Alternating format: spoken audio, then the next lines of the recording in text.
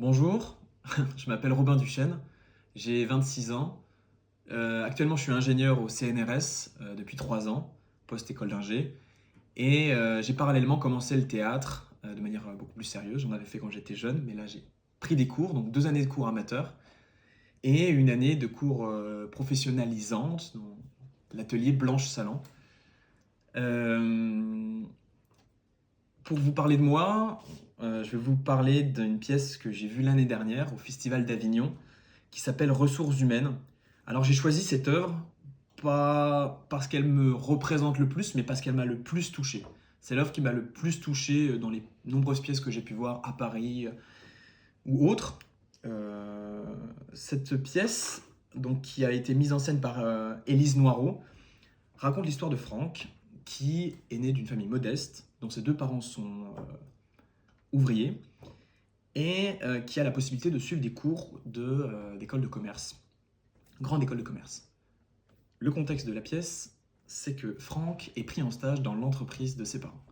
Ça donne lieu à des situations où il va partager ses midis avec les grands directeurs de l'entreprise et partager ses repas du soir avec ses parents, qui sont ouvriers. Donc il y a ce sujet-là qui est abordé un peu de différentes classes sociales. Mais moi, ce qui m'a le plus touché dans cette œuvre, c'est la relation. Donc c'est une relation père-fils dans laquelle son père, sa famille l'ont toujours mis sur un piédestal d'études et en termes de... Ils l'ont toujours considéré comme très intelligent. Alors que lui, il n'a pas cette impression-là. Il a l'impression qu'on est tous autant intelligents. Et, euh, et en fait, il comprend que ce piédestal sur lequel il est, en fait, ça permet à ses parents, finalement, de se rabaisser beaucoup. Et il essaie de leur faire comprendre il a eu la chance de suivre ces grandes écoles grâce à ses parents, mais que ça ne rend pas ses parents moins intelligents que lui. Et ça le touche. Ça le touche et il essaie de leur faire comprendre que finalement, il se rabaisse beaucoup en disant ça. En fait, il considère son père comme pathétique.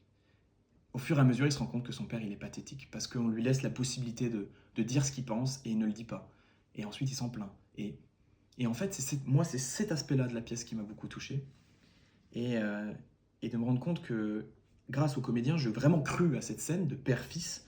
Et je me suis dit, mais mince, comment ça va se finir? Comment ça va se terminer? Est-ce qu'on va voir le fils dire à son père qu'il le trouve pathétique? Est-ce qu'on peut dire ça à son père? Est-ce qu'on peut dire ça aux gens qu'on aime? Oui, non, comment on fait? On blesse les gens, on reconstruit derrière. Comment ça se passe, quoi? Et ça m'a touché. Et ça, c'était super. Voilà, donc je voulais vous parler de ça parce que c'est mon coup de cœur. Voilà, merci de m'avoir écouté.